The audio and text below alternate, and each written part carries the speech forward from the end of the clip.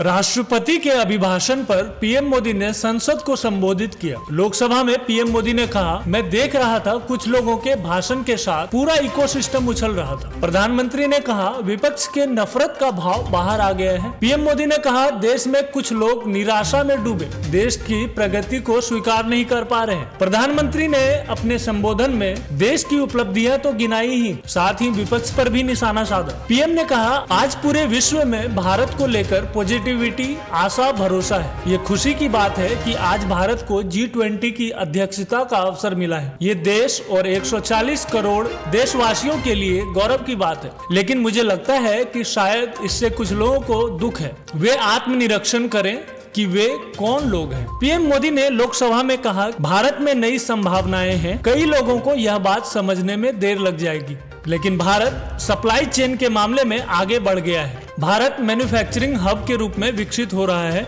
दुनिया भारत की समृद्धि में अपनी समृद्धि देख रही है। निराशा में डूबे हुए लोग इस देश की प्रगति को स्वीकार नहीं कर पा रहे हैं। 140 करोड़ देशवासियों के पुरुषार्थ और परिश्रम उपलब्धि उन्हें नजर नहीं आ रही। पीएम मोदी ने यूपीए सरकार पर जमकर हमला बोला। उन्होंने कहा कि जब न्यूक्लियर डील पर बात हो रही थी, पीएम मोदी ने 2G कोल स्कैम का भी जिक्र किया और कहा कि घोटालों के कारण दुनिया में देश बदनाम हुआ। उन्होंने कहा कि 2004 से 2014 के दशक में देश का बहुत नुकसान हुआ। 2030 का दशक भारत का है। पीएम मोदी ने कहा कि इनमें आतंक पर पलटवार करने का साहस नहीं था। देश के नागरिकों का 10 साल तक खून बहा। उन्होंने विपक्ष पर हमला बोलते हुए कहा कि भारत लोकतंत्र की जननी है। लोकतंत्र हमारी रगों में है। आलोचना होनी चाहिए, लेकिन इन्होंने 9 साल आरोप में गंवा दी। चुनाव हार जाएं तो ईवीएम को दोष, भ्रष्टाचार की जांच हो तो एजेंसियों को गाली। उन्होंने कहा कि ईडी का धन्यवाद करना चाहिए कि उसने इन लोगों को एक मंच पर ला दिया है जो काम देश के मतदाता नहीं कर पाए। पीएम मोदी ने कहा कि राष्ट्रपति ने आदिवासी समाज का गौरव बढ़ाया है। उनके भाषण में संकल्प से सिद्धि तक का